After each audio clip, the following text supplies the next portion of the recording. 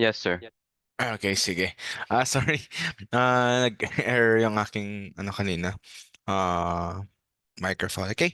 So, let me share my screen before we start.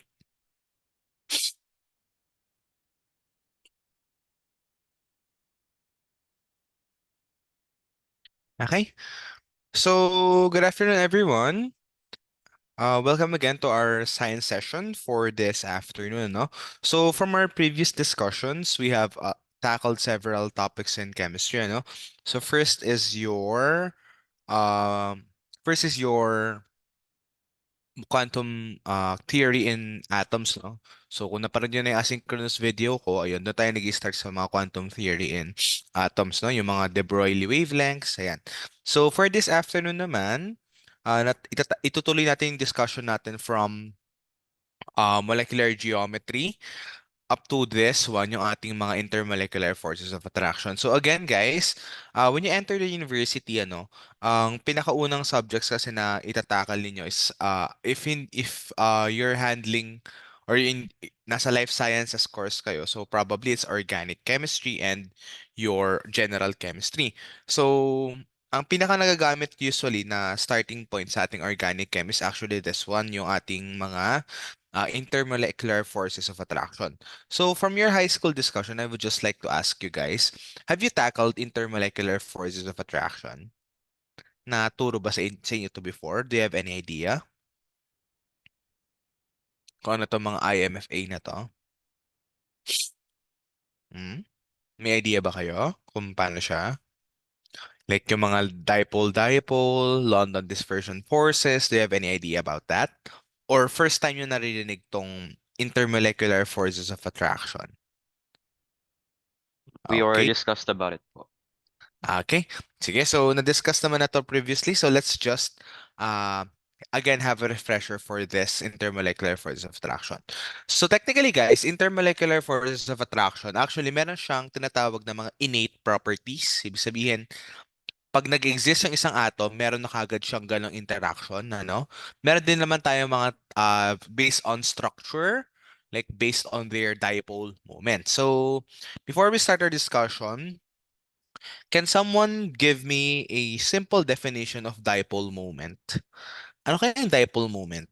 Or kaya saan nanggagaling yung dipole moment natin? Do you have any idea on what is dipole moment? And saan kaya siya nanggagaling? Hmm? Wala? Okay. Sige. So, for dipole moments, guys, ito kasi yung nade-define whether a certain molecule is polar or intensity ng pagka-polar niya or intensity ng pagka-non-polar niya. When you say dipole moment, it is parang sa physics, meron kang skew or meron kang parang polarity, merong side na less polar, may side na more polar because of the difference of their electron density. So, from our previous discussion, again, we can recall that some atoms are innately electron negative. So, ang tendency nila ay they tend to attract electrons towards themselves. So, the problem with that is actually, pag gusto ng isang atom ng electron sa kanya at gusto naman ng isa na ay at tayo naman ng isa ng electron sa kanya, ibig sabihin ang magiging problema na lang doon, saan mapupunta yung electron density? Well, probably, of course, kung merong may gusto ng electron density, doon siya mapupunta. So let's have here an example, no? The most common polar molecule is your H2O or your water molecule.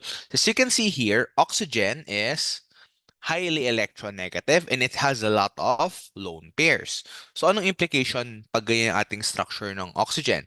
This means, guys, that the dipole moment would develop towards your, I think nawala, wait lang. Oops, nawala yung aking screen. Sorry.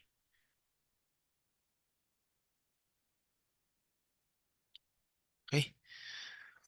So this means, guys, that your electron density will flow towards our oxygen atom. So magkakaroon tayo ng partial negative and partial positive. So ano magiging implication yan? Well, yung mga electrons natin pupunta sa ating oxygen and yung ating mga ang mga ating mga hydrogen, they tend to be less electronegative, therefore they are partially positive kasi napupunta kay oxygen yung karamihan ng electron density ng hydrogen. Okay? So, one practical application of this is actually your boiling of water, ano? So the stronger kasi na or the more polar a certain object is, yung property niya in terms of intermolecular forces mas lumalakas. So we'll discuss the strength later on, pero tandaan niyo lang, pag mas nagiging polar siya, pag mas nagiging mas mabigat yung isang molecule natin, mas tumataas ang kanilang mga physical properties like boiling point, melting point, etc. Okay? So, all in all, lahat ng mga factors na yun ay nakaka-affect sa physical properties ng ating mga molecules. Okay? So, for non-polar molecules, ang pinaka nagdo-dominate po sa kanilang intermolecular forces of attraction is what you call your LDF, or your London dispersion forces. Okay? Ibig sabihin yan, ang tendency po ng ating mga London dispersion forces, they tend to exist due to the dispersion of your electron cloud. Kaya po siya tinatawag na London dispersion is because of the dispersion of your electron cloud. Again, paano nangyayari to? Kasi yung mga electrons natin, guys, 'di ba from our previous discussion, natakal natin na they move in random direction. So, kung isipin nyo, yung dalawang electron cloud ng dalawang magkatabing atom, they tend to overlap with one another, giving them a dispersion force. Pwede kasing i-disperse ng electron cloud yung electron cloud ng isa. Ayan, say for example, we have atoms A and B, ano? Yung electron cloud ni A, pwede niyang i-disperse yung electron cloud ni B, rendering it have a, parang meron na siyang innate na property or innate na intermolecular forces, which is your London dispersion forces. Aside from that, say for example, we have two moles of A and B, ano? Yung electron cloud ni, say for example, set 2, this is set 1, okay? Yung electron cloud ni 2, it will interact closely with A or B. Magkakaroon din siya ng mga dispersion nangyari. So medyo ano to, medyo abstract siya, pero ang tandaan nyo lang ay nag-overlap yung mga electron clouds nila. Therefore, ang tendency ng electron to electron, magkakaroon ng some sort of repulsion. But then again, to some extent, magkakaroon sila ng attraction din with one another kasi pareho naman sila nagdi-disperse ng electron clouds. Okay? So, ang pinaka-basic or ang pinaka-fundamental na intermolecular force of attraction is what you call your London dispersion forces or yung ating mga LDF in shortcut. Okay? So, for polar molecules naman, ang mostly nag-exist is yung mga iba-ibang interactions. So, for example, you have your induced dipole, induced dipole, dipole-dipole, meron din tayong tinatawag na ion dipole. Ayan. So, madami tayong interactions later on. Pero tandaan nyo lang, guys, if a certain molecule is polar, and kasi for example, sodium chloride, no? Ano siya? 'Di ba ano siya? Ionic siya. So, highly polarized yung mga bonds natin. Ang tendency niya, tumataas din yung kanilang mga physical properties. Okay? Rendering them uh, more capable of doing stronger interactions with one another. Okay? So, wait lang. Tag-error. Oops. Let's try na ano. Okay. Wait lang guys. Ayan. Sige. So for this one, the intermolecular forces of attraction, no, we have several interactions. First, the London dispersion force. We have the dipole-induced dipole, ion-induced dipole, dipole-dipole, and hydrogen bonding. So probably, ang pinaka-common sa inyo dito ay yung ating hydrogen bonding interaction. So if I'm going to ask you guys, saan kaya natin mostly nakikita yung hydrogen bond interaction aside from water? Diba, alam natin yan, yung boiling of water is hydrogen bonding. But aside from that, ano pa kaya yung interactions natin na common na due to hydrogen bonding? What do you think? Ano yung mga common natin na interaction that involves hydrogen bonding? Can you give me an example? Kahit chat or raise your hands, okay lang. Saan usually nag-exist ang ating mga hydrogen bonding? Sige, Angie. Meron din po I think sa DNA po, kasi may hydrogen din po yung DNA po. Okay, very good. So one example or one prominent example of hydrogen bonding interaction is actually your DNA. So again, di ba recall natin, meron tayong tinatawag na specific base pairs. So say for example, we have A and T and C and G. Okay, C and G. Have you ever wondered why this is the case? Bakit si A nagpe-pair sa T at si C nagpe-pair sa G? Ang reason dyan is actually, guys, meron po kasing optimal na hydrogen bonding yung adenine at yung thymine natin as well as our cytosine and guanine. So kaya po siya nag-exist in nature kasi mas attracted yung thymine to adenine in terms of hydrogen bonding, mas attracted naman yung guanine kay cytosine in terms of hydrogen bonding. Okay? But aside from that, nag-exist din naman sa kanila yung mga London dispersion forces kasi again, London dispersion forces is exists in everything. Okay? Sige. So let's have here, ito, a deeper discussion on London dispersion forces. So most of the time, nakikita natin siya guys sa mga non-polar molecules. So this is caused by the instantaneous or temporary dipoles forming as electrons constantly move around. So again, ito yung sinasabi natin, nagkakaroon ng dispersion ng electron cloud, making them highly kumbaga rendering them parang magalaw. So magkakaroon ka ng some sort of temporary dipoles, okay? Pero hindi siya ganun kalakas. Kasi nga again, this exists primarily in nonpolar molecules. Yung mga nonpolar natin, wala silang ganun kalaki na dipole moment, making them exhibit less dispersion forces. Okay? So, a quick note for LDF is actually LDF increases with molecular mass. Okay? So the more po na mas mabigat yung isang object natin, mas malakas yung kanyang ini-exhibit ng London dispersion forces. So say for example, we have here uh, carbon, carbon, carbon, carbon. So H3, H2, H2, H3. Versus natin yan sa carbon, carbon, carbon, H3, H2, H3. So in this case guys, pag mas madami po yung atom ng isa, ibig sabihin mas mabigat siya, no? Mas malakas yung na-exhibit ng London dispersion forces. That is the reason why, 'di ba, if nagluluto kayo, no? Kung mapapansin niyo, pag nagluluto kayo, hindi niyo naman na-evaporate quickly yung ating oils, 'di ba? It sticks. It either adheres to your food or hindi siya nag-evaporate, okay? Mahirap po magpa-evaporate ng oil kasi ang oil natin marami siyang hydrocarbon units, therefore increasing its London dispersion forces. Pag lumakas po kasi yung London dispersion forces, mas mahirap ng i-phase change yung ating isang molecule, no? Kasi phase change in the sense na, say, for example, liquid to gas, masyado siyang mahirap kasi malakas na po yung London dispersion forces nila. Meanwhile, pag magagaan, say for example, ethane gas, ethylene gas, ayan, yung mga gaseous na substances natin, mahina ang kanilang mga London dispersion forces, making them highly volatile and easy to evaporate. Okay? So if we're going to compare, no, say for example, then, say for example, we have ethanol versus propanol, ano, yan, propanol.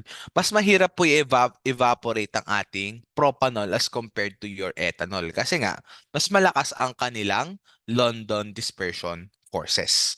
Naintindihan po ninyo? Nagigets? So tandaan niyo lang, ang key point lang nito, ang mga LDF natin guys, ay tumataas siya based doon sa molar weight. Okay? Pero tandaan ninyo, laging mas mahina po ang London dispersion forces when other forces exist in a certain molecule. So say for example, this is a prime example, ano, yung ating ethanol, 'di ba? Yung ating ethyl alcohol, 'di ba? Ano mapapansin niya sa ethyl alcohol? It's still liquid. Okay? Therefore, hindi mo siya kaagad-agad na kumbaga hindi siya nag-exist mostly as gas, ano? Kailangan mo mag-supply energy to make it a gas. It's because nagdo-dominate po yung ating hydrogen bonding interaction. So if we're going to rate the intermolecular forces of attraction, mas malakas po yung ating H bond than our LDF. Okay?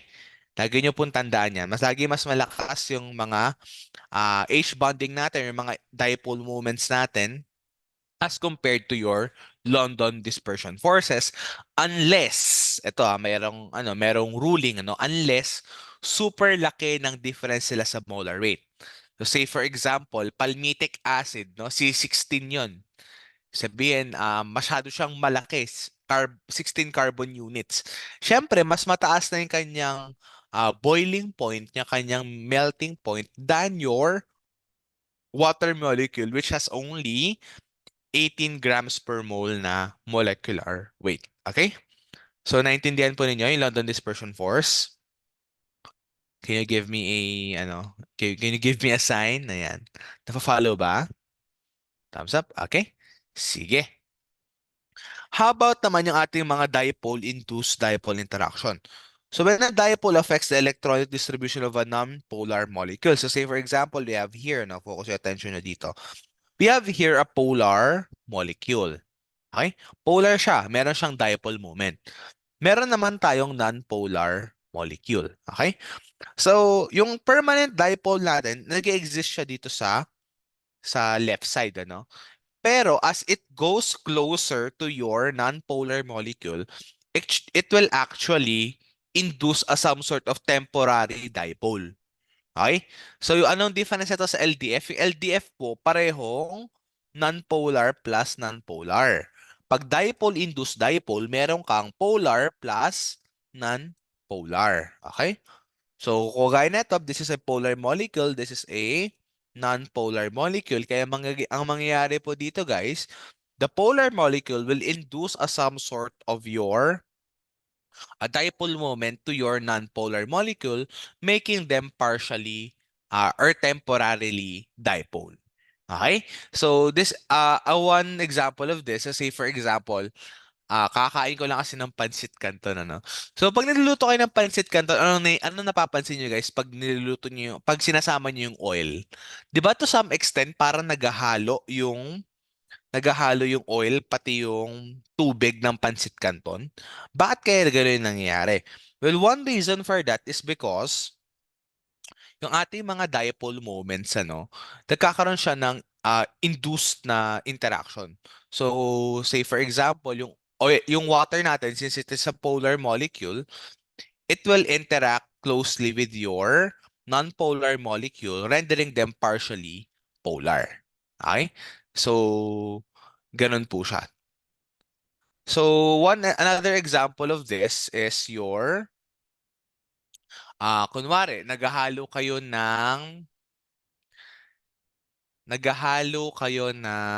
say for example, ito, sige. Kunwari, nagpatak kayo ng konting mantika sa tubig na madami. Ano nangyayari doon sa mantika pag konti lang siya doon sa tubig na madami? 'Di ba to some extent parang humahalo siya sa tubig. So in that essence guys, hindi po porket non-polar ng isang object natin it will always stay as something non-polar. So it depends again kung gaano kalakas mag-induce ng dipole yung ating polar molecule doon sa ating system. Okay? So, sorry, nilipat ko na lang siya dito sa PC kasi medyo mabagal talaga. Like, nawawala yung aking connection for iPad, ano. So, I'll just write here. Okay? So, let's have naman yung ating mga ion-induced dipole. Ayan, ion-induced dipole. So, ano pong difference ng ion-induced dipole doon sa dipole-induced? Ion-induced tas yung isa dipole-induced. Anong pagkakaiba kaya niya? What do you think? Yung ion-induced dun sa dipole-induced. What do you think is the difference? Anyone? Okay, Angie? Yung sa dipole-induced po, yung non-polar yung nagko-cause yung dipole yung nagko-cause sa isang molecule na magkaroon ng Mm-mm. changes. Pero sa ion-induced po, yung imbes na isang non-polar, ion po yung nagko-cause ng changes. Okay. Okay, so that is actually true. So as you can see here in our figure, no? So let's look at this figure. Yan. Yan. The spherical atom with no dipole moment, the dot indicates location of the nucleus. So upon the approach of a charged ion, electrons in the atom respond and the atom develops a dipole. So kunwari, medyo non-polar siya. Ang mag-i-induce po ng kanyang pagka-polar is instead of a dipole, it's your ion itself. So say for example, your salt molecules, no, yung ating mga sodium chloride. Pag nilagay mo yan sa something na non-polar, it will first, syempre ano yan, it will first not dissolve, ano? Pero to some extent, it will render your solution more electrically related to your sodium chloride. So, kunwari, may kakaroon siya ng partial dipole na ang tinatawag natin sa interaction na is your ion-induced dipole. So, difference lang niya, yung kanina ay ang nag-i-induce yung ating polar na compound. Meanwhile, ngayon, ang nag-i-induce naman yung ating mga ions in the system. Okay? So, those are yung ion-induced, pati yung dipole-induced dipole. Okay? Dito naman tayo sa mga dipole-dipole interaction. So, let's have here the interaction of our hydrochloric acid. Okay? So for the interaction of hydrochloric acid, as you can see here, ang ating chlorine atoms, they are highly electronegative, 'di ba? So tendency po nila ay aakitin nila yung ating mga yung mga ating mga less electronegative atoms para makuha nila yung electron density ng mga yon. What will be the effect of that? When two polar molecules interact with one another, they form a specialized intermolecular forces in the form of our dipole-dipole interaction. So again, this exists in polar molecules, and this is caused by your interaction of your dipoles and the attractive forces of your molecules. So, tignan niyo yung figure dito on the right, ano? This one. As you can see here, the partial the partial positive side, the partial positive side, no? Ayan, will interact closely with your partial negative. So, para po siyang positive, mag-interact siya sa negative, mag-interact naman to sa another positive. So ganyan siya. You are actually forming a network of intermolecular forces making your compound or making your solution highly stable. So ito po yung main reason kung bakit nagkakaroon tayo ng mataas na boiling point kahit mababa yung molar mass. It's because again of your dipole-dipole interaction producing a stable and thermodynamically favored complex. Ibig sabihin yung system mo siya. Okay? So, meron tayong iba-ibang mga types ng dipoles. Meron din tayong iba-ibang types ah, ng ating mga dipole-dipole interaction. Ano? So, one important type of this is your hydrogen bonding. So, ito kasi yung pinaka-common sa lahat ng intermolecular forces of attraction o yung hydrogen bonding natin. So this exists in your polar molecules and this is stronger type of dipole-dipole interaction. Bakit kaya siya stronger type of dipole-dipole interaction? Why do you think so? Ba't kaya kuwari, this is a certain dipole, sabihin natin CF, no? Bakit mas malakas si FH than your CF? Bakit kaya? Ano sa tingin niyo yung reason for this? Meron bang, eh, sige, Gabriel, what do you think is the reason? Because hydrogen shell electron shell is smaller. Okay, so pag smaller, anong implication niya? It's closer to the nucleus. Okay, it's closer to the nucleus. So, in that essence, guys, kasi, ang main point lang dito sa ating hydrogen bonding, bakit siya malakas? Kasi yung ating mga hydrogen, di ba masyado siyang maliit? Okay? Kung masyado siyang maliit, at hindi naman siya ganun at hindi naman siya nag-a-attract ng certain electrons, kasi nga maliit siya, di ba? Ang tendency niya, guys, ay actually, ibibigay lang niya yung electron density niya towards the other nakabond niya. So kaya po mas malakas ang ating mga FH or ating mga HF, yung hydrofluoric acid than our CF bonds. It's because yung mga hydrogen natin, willing na willing siyang ibigay yung buong sarili niya kay fluorine. Si fluorine naman, willing na willing siyang tanggapin yung buong pagkatao ng hydrogen. Okay? So in that case, they have actually a mutual relationship. Yung hydrogen natin, kinokompleto niya yung stability ng fluorine. Yung fluorine natin, kinocomplete naman yung stability ng ating hydrogen. So in that essence, guys, they are parang meron silang mutual na gain with one another, making their bonding stronger. The problem with CF kasi, kuwari itong carbon and fluorine, yung carbon kasi natin, to some extent, it will exhibit electronegative behaviors. So, anong tendency niya? Para siyang nag-iiwan siya ng electron density para sa sarili niya. Na, akin to, hindi ko to bibigay kay fluorine, akin lang to. So, si fluorine naman, gustong-gusto niya ng negativity na yan. Ang gagawin niya, akin yan, dapat yung negativity mo. Okay? So nag-aaway sila actually to some extent. Nagkakaroon sila ng pooling of electrons from each other. So ayaw ibigay ni carbon, ayaw din naman magpatalo ni fluorine. So pareho silang ma-pride, kaya hindi ganoon nagtatagal yung kanilang mga bonding. Okay? So you can think of that. Okay? So again, the main reason for this, yung hydrogen bonding interaction natin, it's because yung hydrogen natin willing siyang ah ibigay yung electron density niya to your more electronegative atoms. Okay? Naintindihan po kung bakit nga strong ang ating hydrogen bonding?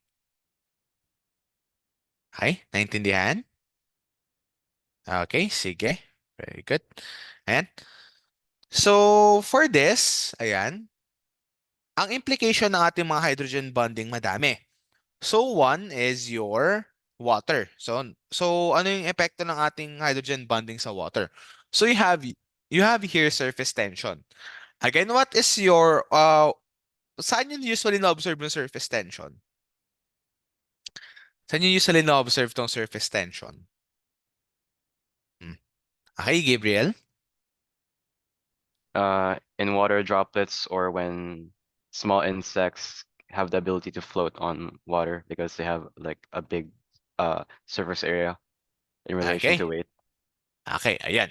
So, yan. So, one implication of yours intermolecular forces such as your hydrogen bonding, aside from increasing the boiling point, which is very common, one implication of that is your surface tension. So, yung surface tension natin kasi, it is the amount or in terms of your amount of energy or force needed to stretch a surface of a liquid by a unit area. So pag malakas po yung intermolecular forces of attraction ng ating mga water molecule, magi-stick together po sila. Hindi sila papayag na maghiwa-hiwalay. So that makes your water molecule have a strong surface. Kaya kung kuwari nag-beach kayo, no? Kung subukan yung sapakin yung surface ng water, di ba to some extent medyo masakit siya? Okay? Kasi nga, again, yung mga hydrogen bonding na nag-exist sa water doon, they exhibit a certain amount of strong force that enables them to stick together. Kaya po kailangan ninyong mag-supply ng energy para maging gas yan. Paano ba kasi nagiging gas ang ating water? So say for example, let's have here a container. Hinit up ko yung container. Ayan, hinit up ko siya. Meron tayong mga water molecules dito. Sa surface ng water molecules na yan, guys, merong mga small na water molecules na magkakatabi dyan. So sila po yung parang alam nyo ba yung sa Spartan, yung phalanx formation, yung parang merong layer by layer by layer by layer by layer. Okay. So meron siyang certain na parang Okay, so kung ito masira, yung second naman na layer ng water molecules yung bahala na, okay? So in that essence, guys, the way that we boil a certain liquid, the way that we make a certain liquid a gaseous material is actually we need to break the surface tension of your liquid. Kailangan natin siya paghiwa-hiwalayin. Para natin siya paghihiwa-hiwalayin, the way that we do that is we supply heat. Bakit kaya pa nagsusupply tayo ng heat ay nag-iwa-hiwalay ang ating mga water molecules? So as you can recall guys, pag in-increase ko yung amount of heat that I am adding to our system, ang tendency po noon ay papataasin din natin yung kinetic energy of our system. What happens if we increase the kinetic energy? The movement of our water molecules would also increase. This will render them, yes, that is true. Heat weakens the forces because we increase the kinetic energy, rendering them more mobile. Okay? Mas gagalaw-galaw po siya. Ituturo natin siya later on sa gas laws. Mas gagalaw-galaw po siya. So, ang tendency nun, guys, mas madali natin bitakin yung ating mga water molecules pag mataas po yung ating temperature. Okay? So, ito yung tandaan nyo, isang key point to remember always, is actually, guys, yung ating mga intermolecular forces of attraction, they are weaker. They are, mas mahina talaga sila as compared to your covalent and your ionic bonding. Natandaan ninyo, guys, pag sinabing interaction lang, hindi siya, parang lang, parang fling-fling lang siya, no? Fling-fling lang, okay? Yung mga IMFA. Pag sinabi mo ang covalent bonding or pag sinabi mo ionic bonding, committed na siya doon. Okay? So that's the main difference. Siyempre mas mahirap pitakin yung mga committed, 'di ba? So mas mahirap siyang tanggalin. Meanwhile, pag yung lang, fling-fling lang, So mas madali siyang bitakin with one another, rendering our molecules more susceptible to breakage as compared to your covalent interactions. Okay? So this is one of the common mistakes ng pagkakaintindi ng mga students. Pag sinabi po ninyong intermolecular, dalawang molecules yan na nag-interact. They are weaker than your intramolecular or yung ating mga covalent bondings. So, iba po siya ng strength. Okay? So, just an advice, no? Wag niyo siyang sabihin, pag mataas yung IMFA, yan, malakas din yung nila, malakas din yung covalent bonding nila. No. Okay? Covalent bonding is always stronger uh, than your intermolecular forces of attraction. Okay? So, let's have here ang ating another property of liquid, Let's say, for example, capillarity and adhesion and cohesion. So, saan nyo usually napapansin itong adhesion and cohesion?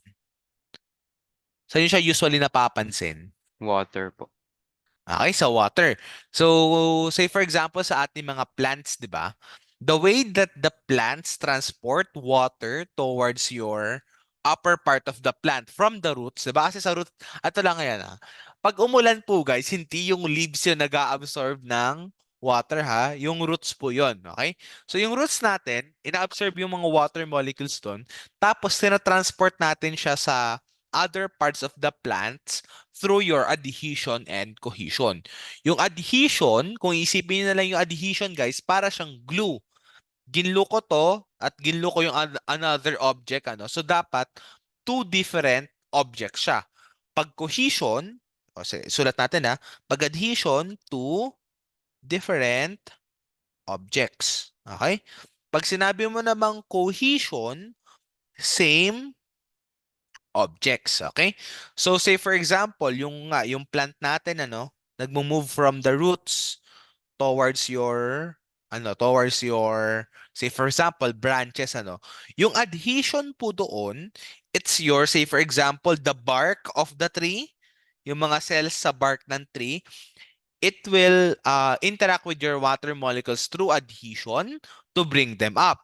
Yung cohesion naman, it's between your water and water molecule. Okay?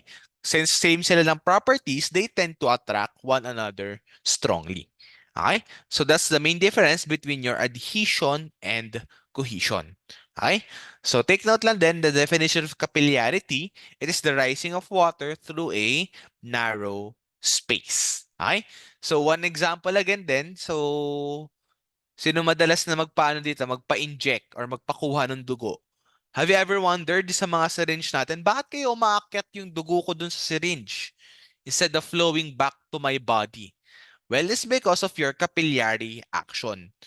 Kasi again, guys, nag-adhere po yung ating mga nag-adhere ang ating mga blood molecules doon sa container as well as to other blood molecules, rendering them able to enter your small opening, which is your capillary openings. Okay? So, ayan. So, naintindihan po?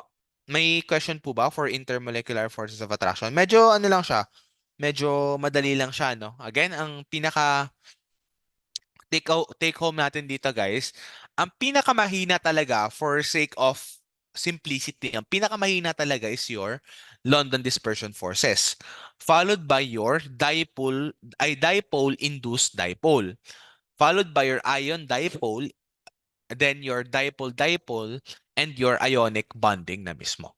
Okay? So those are two different things, guys. Yung ionic bonding as yung pati yung covalent bonding and your intermolecular forces of attraction. And at the same time, intermolecular forces of attraction are weaker as compared to your uh, as well as compared to your covalent and ionic interactions. Okay? So that ends yung ating discussion on intermolecular forces of attraction. So let's have a 5-minute break. So 1:58, let's be back at 2:03 to discuss naman yung ating stoichiometry and solutions. Okay? Ayan. Let me ayan. Sige, take a 5-minute break, guys. Tapos balik tayo ng 1:58.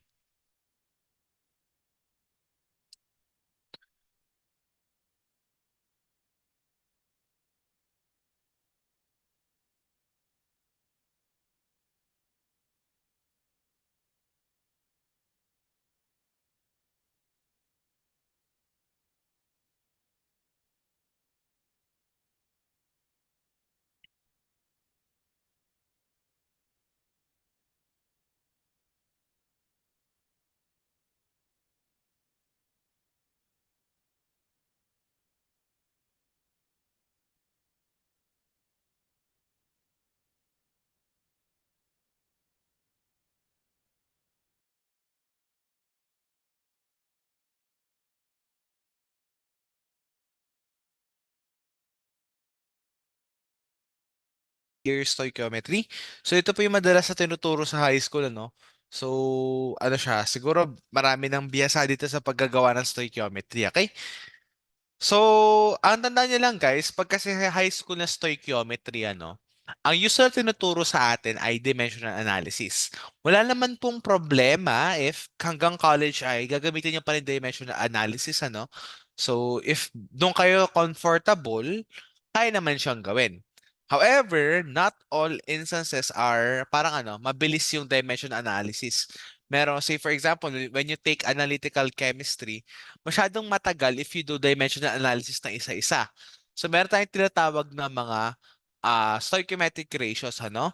So, again, yung stoichiometric ratios naman, titignan lang natin kung ano yung ratio ng, say for example, A to B or B to C. Okay? So, yun lang siya. Okay. So let's have here the concept of the mole and your molar mass. So the mole, say for example, ano, dito naman tayo sa pinaka-basics. So pag sinabi nating 2 eggs, di ba pwede natin sabihin na this is a pair of eggs. Dalawa eh. Okay? Pag sinabi mo naman 12 eggs, you can actually refer to it as your 1 dozen of eggs. Okay? Pag sinabi naman baker's dozen of eggs, you have 13 eggs. Okay? So, ano lang siya, relationship lang siya. Okay? So, ibig sabihin from that, so say for example, 2 eggs, a pair of eggs, 12 eggs, a dozen of eggs, 13 eggs, a baker's dozen of eggs. How about if we have 6.02 times 10 raised to 23 eggs? So this is what you call your mole. Okay? Mole. Ang mole kasi guys, kung naalala nyo from your high school, di ba? The definition of the mole is actually a unit of a certain molecule or certain compound in your system. So say for example, gusto nating alamin kung ilan yung particles in our system. Ano? We use the Avogadro's number. What is again the Avogadro's number? Avogadro. Ano ito Avogadro? That's essentially equal to 6.02 times 10 raised to 23 particles, particles or atoms or ano pa bang other na ano dito na category? Yan, yan naman yung dalawang common. Particles or your atoms. So, ganyan po siya kadami, ano? Pag sinabi natin 6.02 times 10 raised to 23. Okay? So, naalala nyo pa yan? I hope naalala nyo pa yung ganyang mga values natin. So, memorize nyo na lang by heart, guys, yung ating 6.02 times 10 raised to 23 unit ng ating Avogadro's numbers. Okay?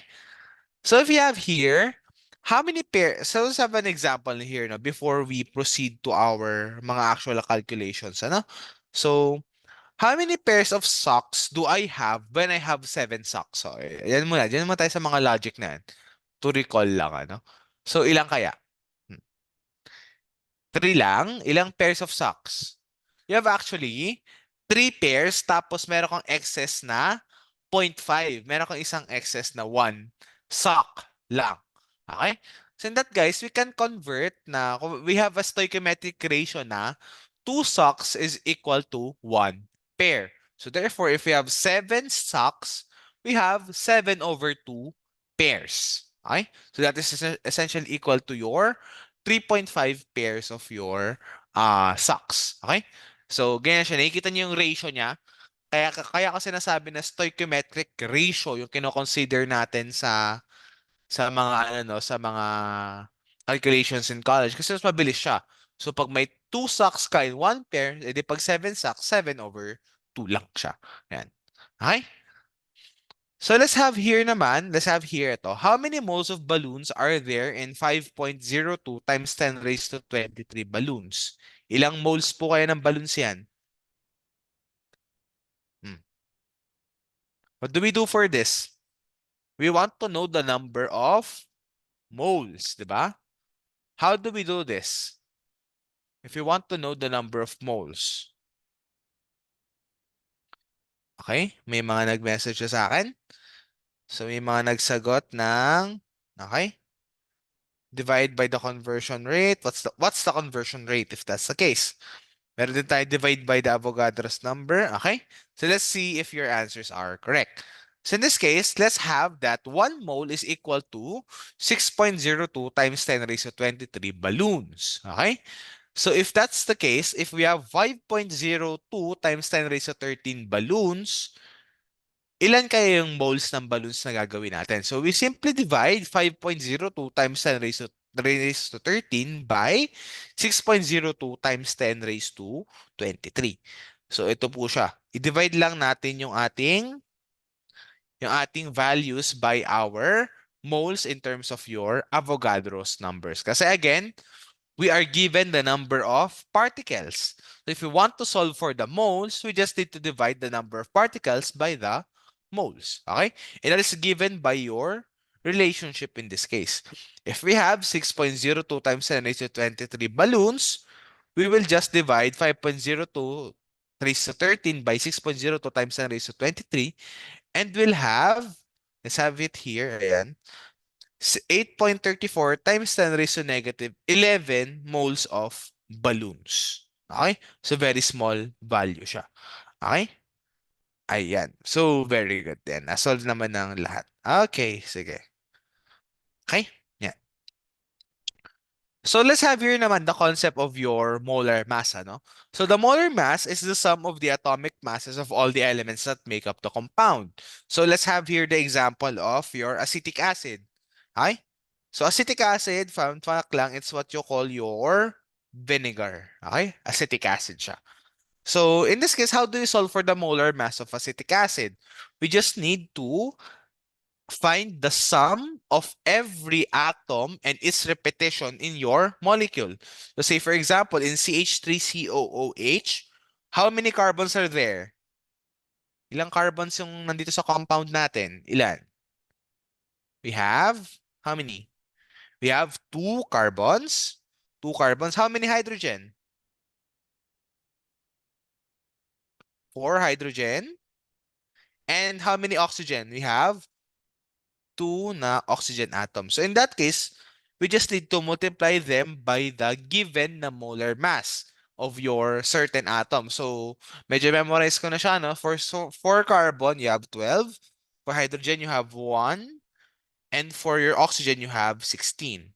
So that will be, ayan. So this will be 24, this will be 4, and this will be 16 times 2 is 32 with a total of 60 grams per mole. So ganyan lang po mag-calculate ng ating molar mass. So I hope that you still remember the basics, ano? So, yan. Tama naman. Okay, sige. So, can you try this one? What is the molar mass of MgCH3COO2? May tanong question, always given po bang molar mass? It depends. Madalas kasi sa college guys, hindi po pinapa-memorize yung periodic table.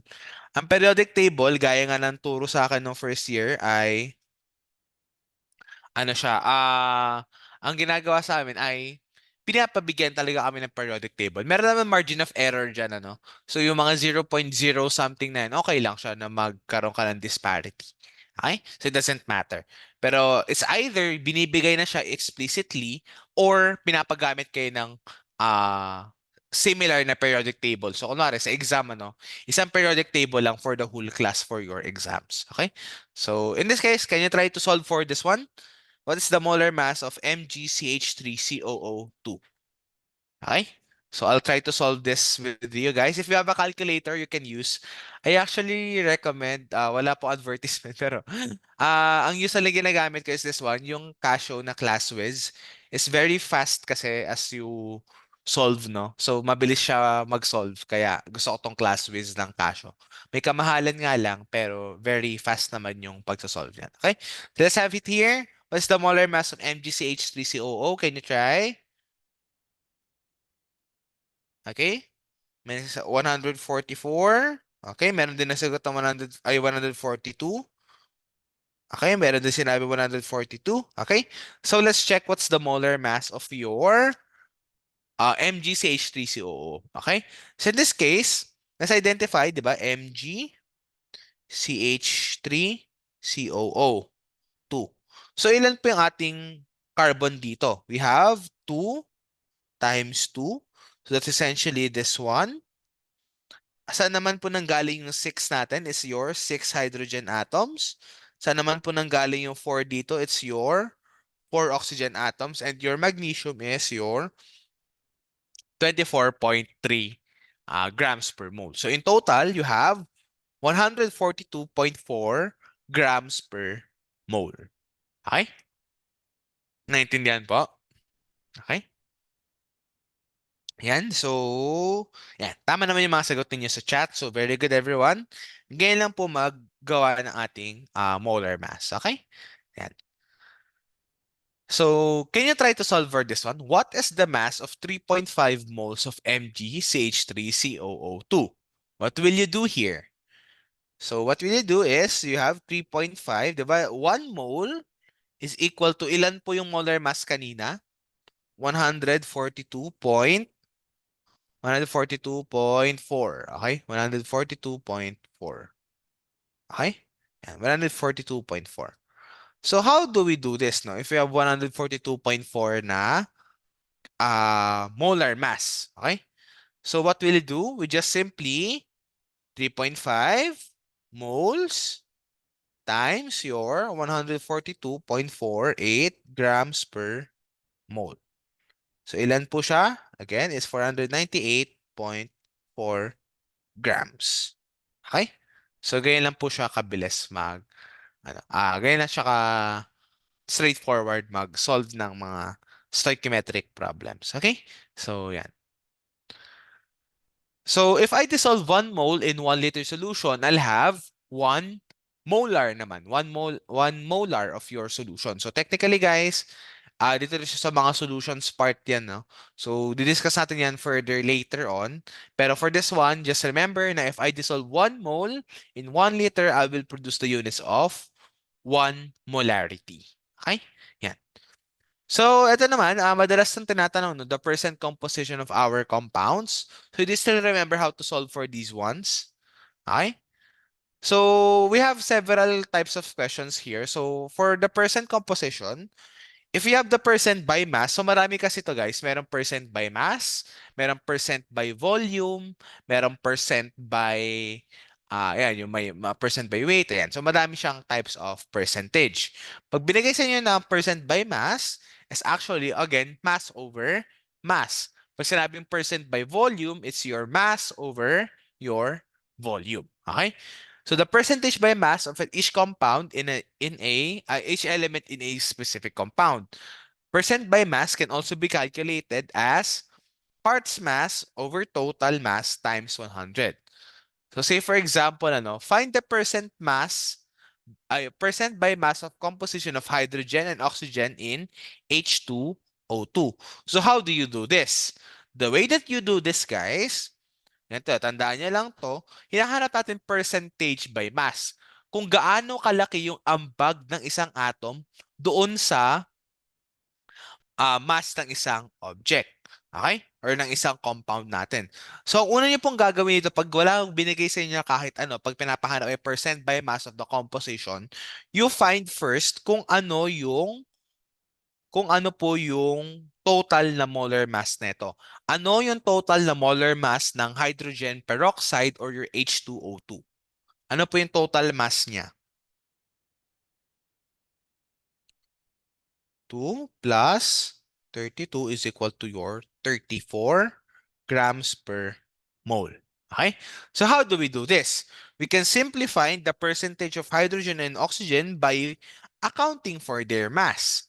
So ilan po yung, say for example, hydrogen na to, pwede natin sabihin na meron tayong 2 moles of hydrogen and meron tayong 2 moles of your oxygen.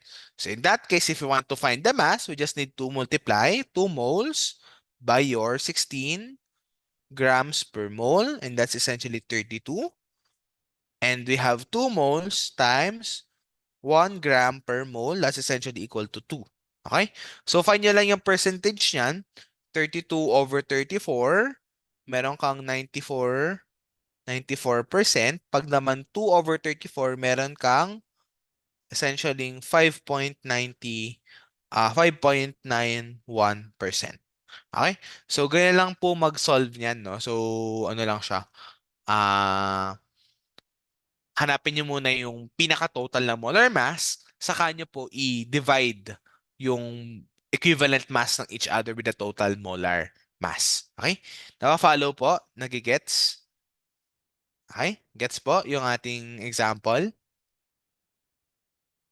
Gets naman? Okay, sige.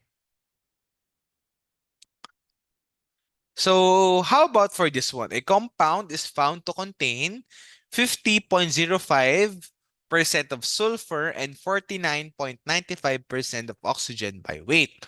What is the empirical formula for this compound? The molecular weight of this compound is 64.07. Okay, so anong gagawin niyo, guys? Alam niyo pa ba mag-solve ng ganito? High school? Alam niyo pa mag-solve ng empirical formula of compounds? Meron ba kayong rough estimation on what to do for this one? Hmm. Anong una niyong hahanapin? Or anong una niyong gagawin? What do you think? Hmm. Multiply percentage of each element. Lang, may nag-chat, okay? To the molecular weight. Yan ba yung first step? Find the molar mass of each element. Pwede, okay? Sige. So let's have it here, no?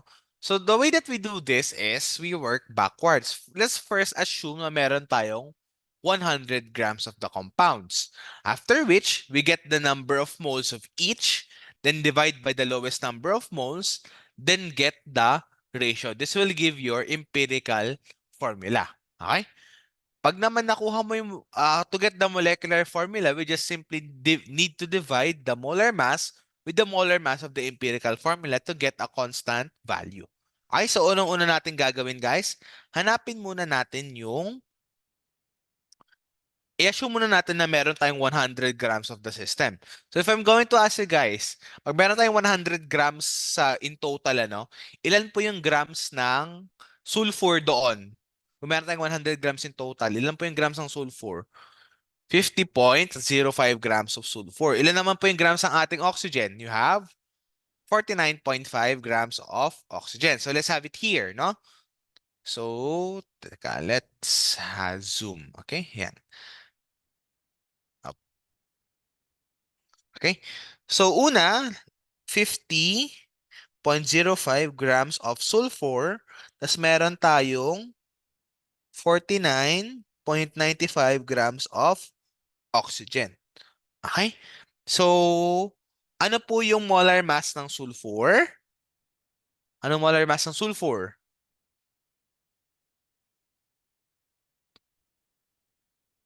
So, molar mass of sulfur, 32. Okay? So, the molar mass of sulfur is your 32 grams per mole. How about oxygen? You have 16 grams per mole. Okay? Yan. So, ilan po yung lalabas dito? Ilan po yung lalabas? 50. Ay, sorry.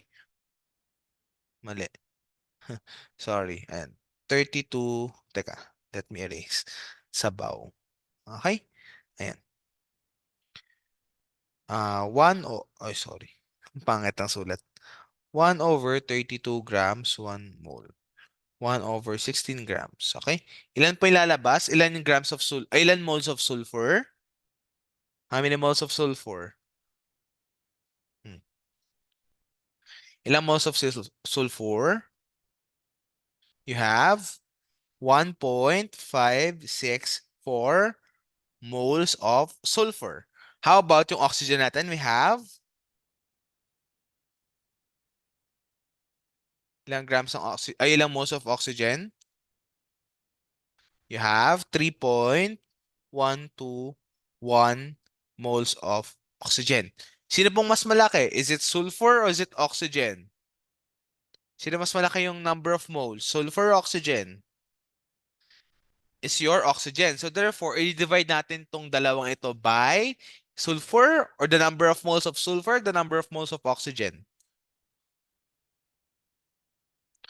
Number of moles of your sulfur. Okay, so that is divided by 1.564 divided by 1.564. That will be approximately equal to 1 and this will be approximately equal to 2. Okay? So we have SO2. Okay? So ano po yung molar mass ng SO2 natin? Anong molar mass ng SO2? Di ba? Nahanap na natin empirical formula, guys, eh. Kasi 1 na to, 2 na yan. So in that case, meron na tayong empirical formula. Okay? So, ano yung molar mass ng SO2? Yun yung next step natin. Anong molar mass ng SO2? You have 32 plus 32, right? This is essentially equal to 64. Okay? So what is the molecular formula? How do we do this? How do we do this? The molecular formula. We just simply need to divide the given molecular mass with your molecular mass of the empirical formula. Tapos, ita-times lang natin yung ratio noon. So, in this case, what's the given molecular weight of the compound? You have 64 divided by 64 is essentially equal to 1. Okay? So, technically, guys, the empirical formula is known to be SO2 and the molecular formula for this given example is also SO2. Okay? So let's check our answers if they are correct, ano? So, yeah. Again, ayan po tayo. Ayan. So the empirical formula again is SO2. Pag dinivide natin yung 64 by 64 naman, which is the molar mass of, ayan, of your given, and the molar mass of your, ayan, 64 molar mass of your empirical formula, pag dinivide natin siya, is approximately equal to 1. Therefore, the molecular formula is still SO2. Okay? Naintindihan po? Nafa-follow? Naalala niya na kung paano mag-solve ng ganito? Okay? Can you give me a thumbs up if you can follow, guys, so we can proceed? Okay, sige. Very good, everyone. Ayan. Okay? So let's have here naman the more concrete ones, the chemical reactions and equations, no? So dito na yung bulk ng ating discussion. So meron tayong mga common na chemical reactions, ano? So madalas, guys, when you go to college, hindi na, di ba, hindi na madalas ay binibigyan kayo ng kuwari, combustion reaction, ano? Pag sinabi mong combustion reaction, dapat alam nyo na kung ano yung combustion reaction. Okay? So, ang combustion reaction natin, you react something with a certain oxygen molecule producing water and, if for example, you have X combustible material plus oxygen gas yields water plus CO2. Okay? So that's your combustion reaction. So yan. It's always exothermic and requires oxygen gas.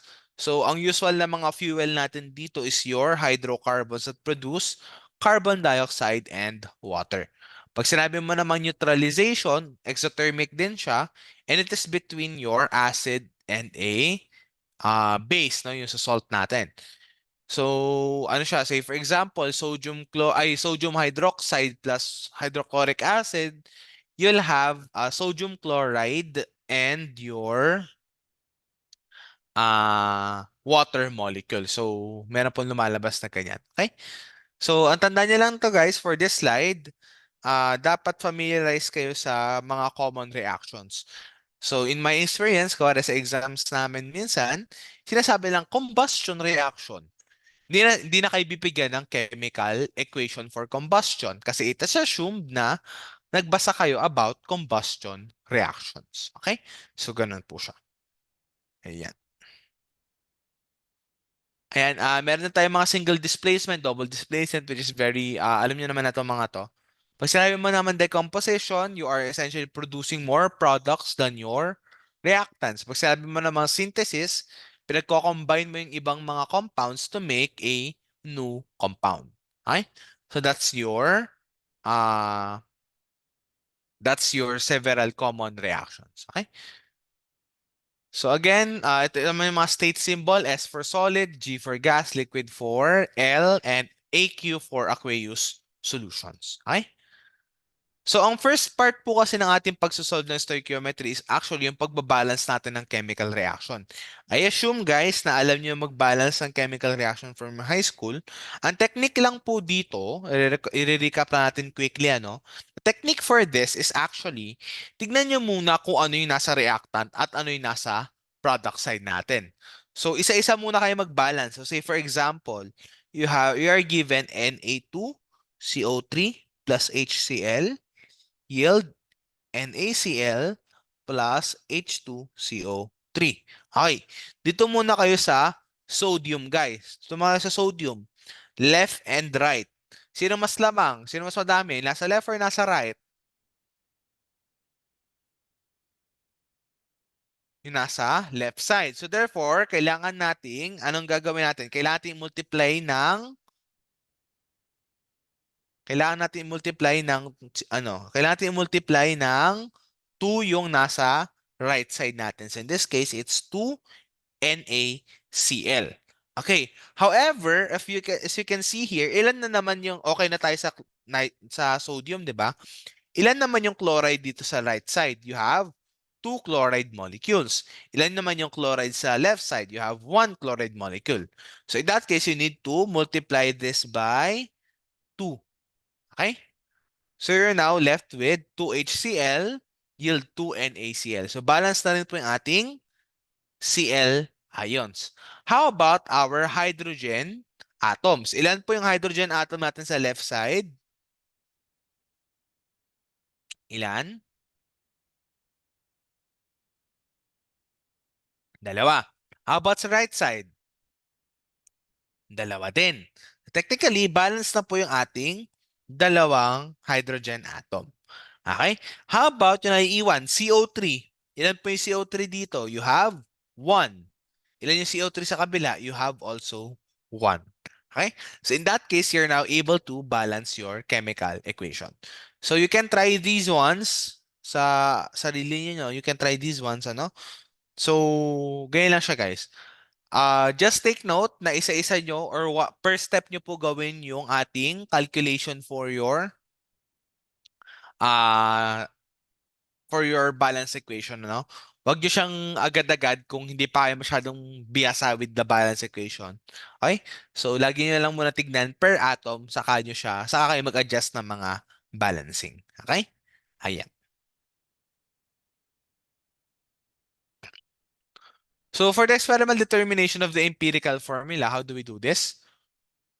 So, say for example, ang usually kasi analysis dito, if you want to know the empirical formula of certain compounds, we actually do combustion analysis. So say for example, a certain material natin, kunwari yung coal, ano? Yung coal. We want to know if ano yung composition ng coal natin. Okay? So if we do that, we need to combust our coal molecule. Same as with yung ating mga oils, ano? Combustible din yung mga oils, yung mga gases na yan, ayan. Para malaman natin yung composition nila, kailangan natin maggawa ng combustion reaction. Okay? So for this certain example, the combustion of 40.10 grams of oxygen of a compound which contains only carbon, hydrogen, chlorine, and oxygen yields 58.57 grams of CO2 and 14.98 grams of H2O. Another sample of the compound with a mass of 75 grams is found to contain 22.06 grams of chlorine. What is the empirical formula of the compound? Okay, so anong gagawin natin dito, guys? If this is the case, how do we do this? You have any idea kung paano natin siya gagawin? Wild guess. Ayan. Or kaya ano? Gut feel lang. Ano tingin nyo? Anong unang gagawin natin? Assume na 100 grams ulit. Ratios. Okay. Ano pang idea ninyo? Guwapo muna na equation. Pwede. Okay. So the way that we do this is actually, hanapin nyo muna yung relationship ng per atom. Okay. So as you can see here, sabi 'di ba sa given natin, dahan kita taas ano? Yan. Sabi sa given natin, meron daw tayong compound na nagko-contain ng carbon, hydrogen, chlorine, and oxygen. Okay. So the first thing na gagawin dito is i-analyze nyo kung ano yung given. You have ang given sa atin, compound daw na 40.10 grams na merong carbon, hydrogen, chlorine, and oxygen. Okay. Meron din tayong binigay na 58.57 grams of CO2. Meron din 14.98 grams of H2O. Meron din 22.06 grams of chlorine and 75 grams of another sample. So how do we do this, guys? We need to analyze first saan ba nanggagaling yung ating mga atoms. So say for example, carbon natin. Saan mo ba makikita yung carbon dito? Kanino siya galing lang na analysis? Kanino siya galing na analysis lang, yung ating carbon? Kanino lang galing? Kanino lang po galing yung ating carbon sa lahat ng given na to? Dun lang sa CO2. So we can solve for the number of carbon from CO2. How about hydrogen? Saan lang po nanggagaling ating mga hydrogen? Sa water lang. So in this case, the number of water or the number of hydrogen is from your H2O. If I'm going to ask you guys, how about the number of oxygen? Saan siya manggagaling? If this is the case, how do we solve for the number of oxygen? Okay. So kung both siya ng CO2 at H2O, anong gagawin natin? Hmm. How can we solve for both? Okay? So the way that we do this, since alam natin yung initial grams nito, guys, hanapin muna natin yung total sum ng hydrogen and carbon, tapos 40.10 minus the total C and H. Okay? So ganyan po natin siya ginagawa. Okay? Ayan. Ayan. So let's try to solve them, ano. So let's have it here. Ayan. So to get the percentage of carbon, we followed the same logic kanina. You have 58.57 grams of wait lang. Ba't ganun? Okay. Ayan. 58.57 grams of CO2. Divide lang natin siya sa molar mass ng CO2, and that's essentially equal to your, let me erase na lang yung, that's essentially equal to your 1.33 moles of CO2, and that is 1:1 ratio with your moles of carbon. Paano po natin nasabi na 1:1? Kasi again, CO2, if we want to relate into carbons, ilan po yung carbon neto? Isa lang. Ilan yung carbon neto? Isa lang din. Okay, so in that case, it's a 1:1 ratio. So alam na po natin na meron tayong 1.33 moles of your carbon dioxide. Okay, so in that essentially equals to also to your 1.33 moles of your carbon. So alam na ba natin kung ilang moles of carbon? Yes, kasi alam na natin na exclusively, guys, nanggagaling po yung ating carbon doon kay carbon dioxide. Okay? Ayan. So if we want to solve for the mass of carbon in their given system, we just need to multiply this by the molar mass of your carbon producing your 15.97 grams in 40.10 grams of sample. Ibig sabihin, guys, meron tayong 15.97 grams of oxygen in our 40.10 grams of your sample. Okay? Sige. How about, in this case, ilan percent naman siya ng ating sample? So that's essentially equal to your 15.97 divided by 40.10 times 100. That's essentially equal to 49.8%. Okay? So just take note, guys, if the ratio is 0.2 to 0.8, multiply the whole compound by the integers until the ratio becomes 0.1 or 0.9 or close to a whole number or an integer. Okay? So in this case, 39.8. So what are we going to do with this? We need to multiply this later on by your samples, ano? Okay. So let's have naman yung ating munang hydrogen. Okay. How do you get the number of hydrogen atoms? Similarly kanina, meron tayong 14.98 grams of water. Divide natin siya ng molar mass. Tapos, i-times lang natin siya sa mole ratio ng H2O to H2 hydrogen atoms. In this case, it's H2O, tas H siya. Okay, so ilan po yung hydrogen dito? You have dalawa. So ilan po yung dapat dito sa right side? You also need 2 hydrogen atoms. Okay? If that's the case, we just need to multiply the amount of moles of H2O by 2. Okay? That will be 0.83 mole H2O times 2 moles of hydrogen over 1 mole of H2O. Cancel, cancel. That's essentially equal to 1.66 grams in your 40.10 gram sample. Okay? So in that sense, you have 4.15% of your hydrogen atom. Okay?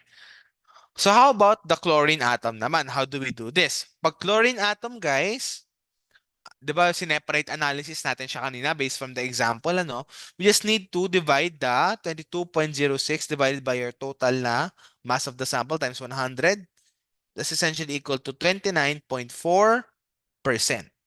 Okay, so ito yung pinakamabilis kasi binigay na po sa atin kung ilan na yung grams ng ating chlorine atom. Okay?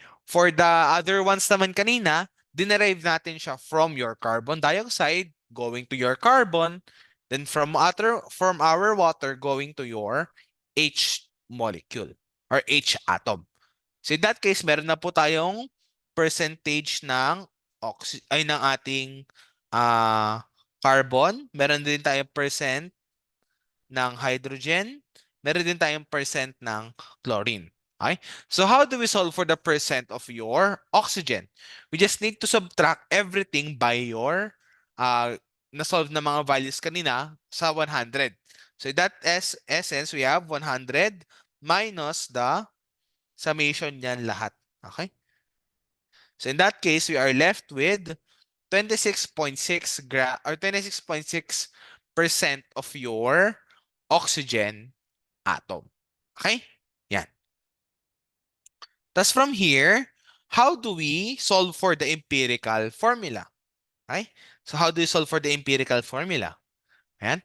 For the empirical formula, guys, we just need to, ayan, gagamitin lang natin yung ating mga masses na kanina, yung the way that we solve for the masses kanina, okay? So for here, alam natin na we have 39.8% of carbon. So assume natin na 100 grams, okay? How about si hydrogen? You have 4.15, okay? Si oxygen, you have 26.6%, di ba? Convert natin siya lahat lang into your grams of your sample. So from this, isolve lang natin yung ating mga moles. Ayan, yung mga moles natin. Tapos, i-divide lang natin siya by the least number of moles. So in this case, we just need to divide this by 0.84. Okay? If we divide this by 0.84, everyone, is essentially equal to 4, 5, 2, and 1. So the empirical formula will be C4, H5, O2, Cl. Okay? So, ganun lang siya, guys. So, again, ang scheme natin, how do we solve? 'Di ba? Meron tayong mga combustion analysis kanina. Binigyan tayo ng mga ng mga weight ng carbon dioxide. Ito tayo, okay? Yan. Again, hinanapan tayo binigyan tayo ng mga moles, ng mga amounts nito, no? So, you have the amount of 58.7, teka, hindi nagsusulat. Okay? 58.7, 14.98, 22.06. Okay? Again, ano yung scheme natin? Step 1, analyze nyo kung ano yung given. So, pag binigyan tayo ng 58.57 grams of CO2, syempre, saan pa ba manggagaling yung carbon? Maliban lang dyan syempre sa CO2. So, dyan lang siya manggagaling. So, that we will have carbon from CO2. Okay? How about next one? Yung hydrogen natin, manggagaling siya lang siya sa water. So, that will be hydrogen from H2O. Yung chlorine naman natin, meron din tayong separate analysis. So, from second sample. Okay?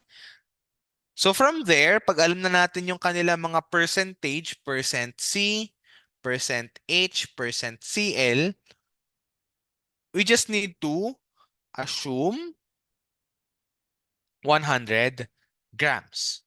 Okay? So, kung ano man yung percentage niyan, gagawin mo lang siya na, kunwari, ito, sa ilan yung percentage kanina, convert mo lang sa mass nung carbon. Tapos, pag nahanap nyo na yung mga masses nila, divide by the molar mass. And you will have your moles. Tapos from your moles, divide least moles. Tapos, determine your empirical formula. Okay? Nafa-follow po? So again, analyze mo muna yung given, solve yung mga percentage ng per atom sa system natin. Tapos saka po kayo mag-assume ng 100 grams. Ang extra step lang naman actually dito sa ginawa natin, if you can see here, ito lang siya. Ito yung steps natin kanina, 'di ba? Ito lang yung extra step. Convert lang natin lahat into the percentage of per atom. Okay? So if I'm going to ask you guys, bakit na lang hindi natin gamitin diretso? Ba't natin gamitin 58.57 grams na lang po, sir? Yung gamitin natin for the mole calculation. 58.57 grams na lang gamitin natin. Okay? Why do you think so? Ano kaya nagiging maling assumption natin?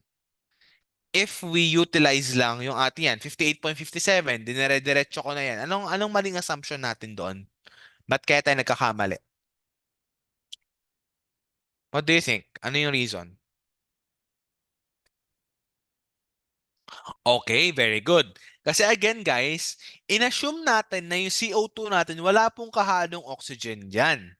Inassume natin yung 58.57 pag ginamit natin yan to solve for the carbon, wala na yan. Wala nang ano yan, wala nang halo yan, which is kinda wrong kasi we are not able to account for the percentages of carbon, hydrogen, chlorine, as well as your oxygen atom for your combustion analysis. Kaya po again, ang una natin gagawin, hanapin mo yung percent from the CO2, percent hydrogen from H2O, and percent chlorine from your second part or your second sample mo. Tapos i-convert mo siya into your 100 grams. Tapos divide mo ng molar mass to find for the moles. Then divide mo lang sa least number of moles to find your empirical formula. Okay? Naintindihan po?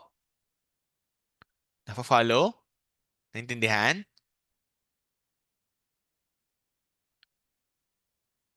Can you give me a thumbs up, guys? Nafa-follow ba in the way na mag-solve? Or ulit natin, isang round ng explanation pa. What do you think? Ulit. Okay, sige. Again, guys, if you're given a combustion analysis, pag binigyan po kayo ng combustion analysis, meron tayong scheme na susundin. Again, tignan niyo muna ano yung mga given niya sa system.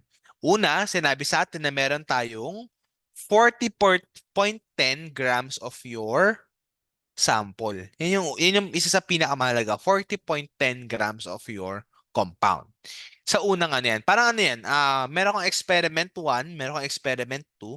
Yung experiment 1, siya yung 40.10 grams. Si experiment 2, yung 75.00 grams. Okay? So, una yung gagawin, guys, alamin nyo muna yung mga given. Sabi, combustion analysis of 40.10 grams of a compound which contains only carbon, hydrogen, chlorine, and oxygen yields 58.57 grams of CO2 and 14.98 grams of H2O. Okay. Alam natin guys, sa yung system natin nag-produce ng 58.57 grams of CO2 upon combustion. So take note nyo na lang yon. Meron din tayong 14.98 grams na na-produce upon of water na na-produce from your combustion analysis. So the way that we isolate per element, guys, is actually gamitin natin or identify natin kung saan ba nanggagaling yung ating atom of interest. So in this case, yung carbon natin, kanino again siya manggagaling? Kanino po siya ulit manggagaling? Kanino exclusive yung carbon natin manggagaling? Kay CO2. Very good. How about si hydrogen? Kanino siya exclusively manggagaling sa combustion analysis? Kay water. Very good. How about oxygen? Pwede ba nating mahanap kaagad si oxygen? Pwede ba nating mahanap agad si oxygen? Hindi po. Kasi again, bakit natin hindi mahanap si oxygen agad? Kasi guys, nag-exist po yung ating oxygen both doon sa carbon dioxide pati doon sa ating water sample. Kaya hindi po natin pwedeng basta-basta i-assume na ito yung percent ng oxygen dyan sa system. Naintindihan po? Nafa-follow? Okay? Sige. So after that, guys, meron na tayong essentially, alam natin kung sa kanila nanggaling yung carbon, yung hydrogen. How about si chlorine? Saan naman siya nanggaling? Doon sa ating sample run number 2, which is this one, 75 grams. Okay? So in that case, we just need to divide the grams of chlorine with your total grams. Ito. Mahanap na natin si percent chlorine sa system natin. Only then can you solve for the percent of your oxygen. By what mechanism? So let's assume na meron tayong 100%. Ima-minus natin yung percent ng carbon, minus percent ng hydrogen, minus percent ng chlorine. So magiging that will be the percent of your oxygen kasi nga your system is composed of carbon, hydrogen, chlorine, and your oxygen. Okay? So, nakuha po tong first part. Ito, tong part na to, na-follow po ninyo. Naintindihan? Naintindihan na? Yung first part na yan? First part pa lang yun, guys. Naintindihan na? Can you give... Okay, sige. Very good. Ano naman po yung second part? Well, essentially, this is the way that we did yung ating solving kanina, no? So, pag alam natin yung percentage neto, sorry, alam natin yung percentage ng carbon, ng hydrogen, at ng chlorine, anong gagawin na natin? We can assume, ay pati ano natin yung composition ng oxygen, ano? We can assume, guys, na 100 grams yung total sa system natin. So, 100 grams. Again, the way that we do this, assume natin 100 grams. So, therefore, kung meron tayong, kunwari, 30% na carbon, that will be equal to your 30 grams. How about, kunwari, meron tayong 10% hydrogen, that will be equal to 10 grams. Okay, ganun lang po mag-convert.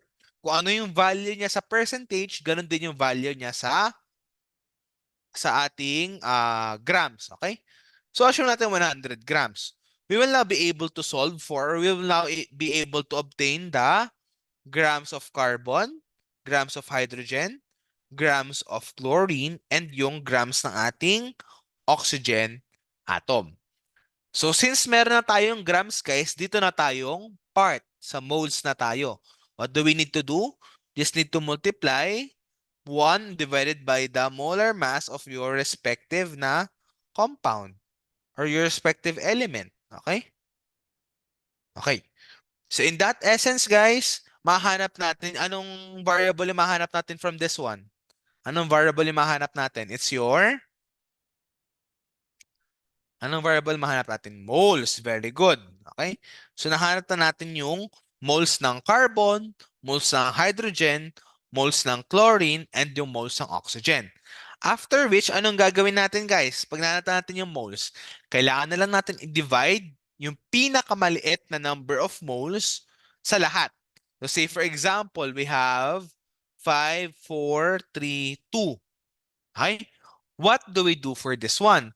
We need to divide everything by 2. Okay? So, ganyan po yung gagawin natin. Naintindihan po? Nagigets? Okay? Sige, nagigets ba? Okay, sige, very good. After which, alam na natin kung ano yung ratio nila.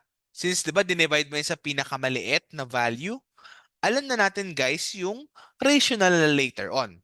So, kunwari, meron tayo daw na oxygen, ay apat na carbon, meron tayong apat na hydrogen, C4, H4, meron tayong dalawang oxygen, tas isang chlorine. So, therefore, ang empirical formula nito is your C4, H4, O2, Cl. Kunwari, ganyan siya. Okay? So, kung ano yung ratio po na kinalabasan ng per atom, yun din po yung gagamitin nating ratio for your empirical formula. Naintindihan na po? Nafa-follow? Nagets na? Okay, very good question, no? So what if po, sir, hindi po nakuha ay whole number? So say for example, you have 1.55 and 1.33. Say for example, meron tayong ganito, no? Sige, clear ko na ha, yung drawing, ano? Yan. So say for example, meron tayo kunwari 1.5 tapos 1. Okay? The way that we do this, guys, kailangan natin i-convert yung 1.5. Kumbaga, ang goal natin, mapalapit siya sa either 1.9 or yung mga 0.9, and 0.9 or 0.1. Okay? So, kunwari, yung 0.5, how can we convert this into the nearest or the lowest value of integer? We just need to multiply this by, ano kaya ang multiply natin dito para ma-convert natin siya easily sa whole number integer? What will we do?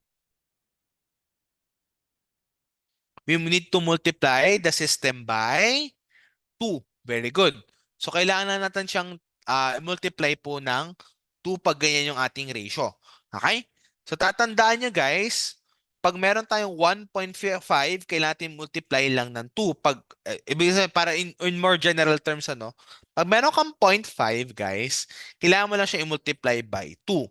Pag meron kang 0.33, anong pang-multiply natin dito? Para maging nearest integer. Mm. Nearest integer, anong multiply natin dito? Times 3. Okay? So, ganyan po siya, guys. Usually naman lumalabas dyan ay 0.33 or 0.5. Kailangan natin i-multiply yung ating nearest na factor para maging integer siya. Okay po? Naintindihan na po?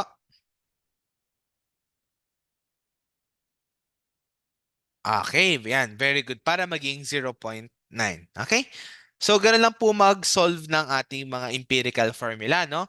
So, if I'm going to ask you guys, before we end this session, ano, what if I was actually particular with solving hindi yung empirical formula? What if I want to know the molecular formula? What will I do from here on? Ano yung kailangan ko para ma-solve ko yung molecular formula?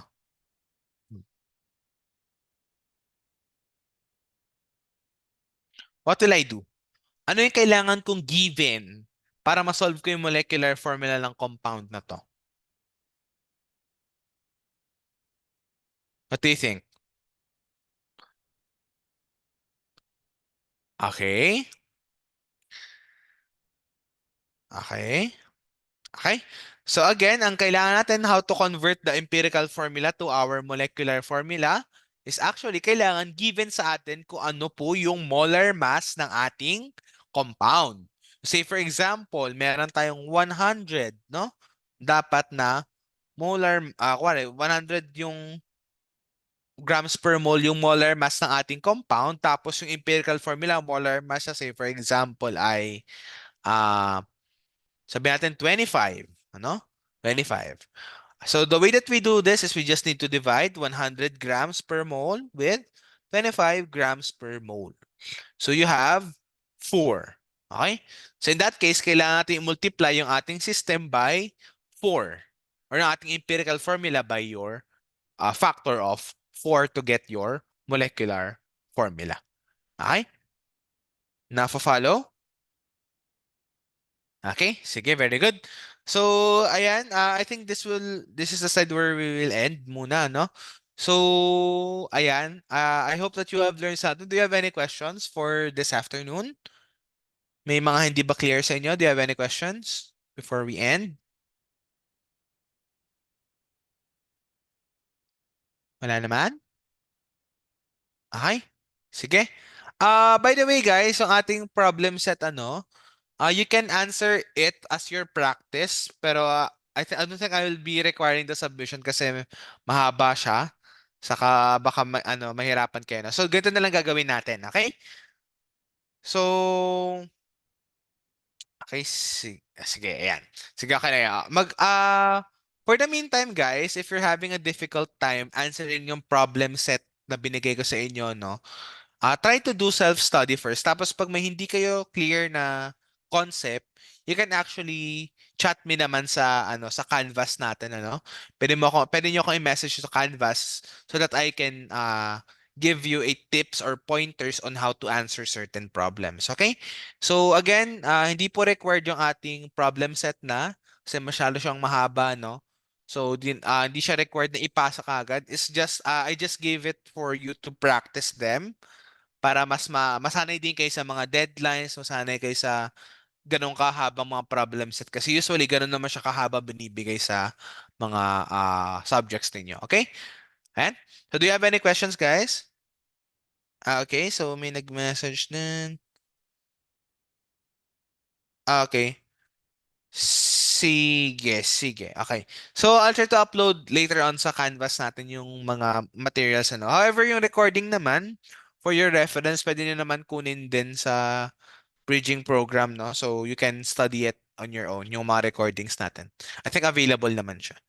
Okay? Ayan. If you don't have any questions now, I think that will be the end of our session for today. Let's continue our discussion on stoichiometry and solutions tomorrow. Okay? So, good afternoon, everyone, and hope you have a great day ahead. Okay? Ayan. Thank you Sige. po. Thank Sige. you po. Okay.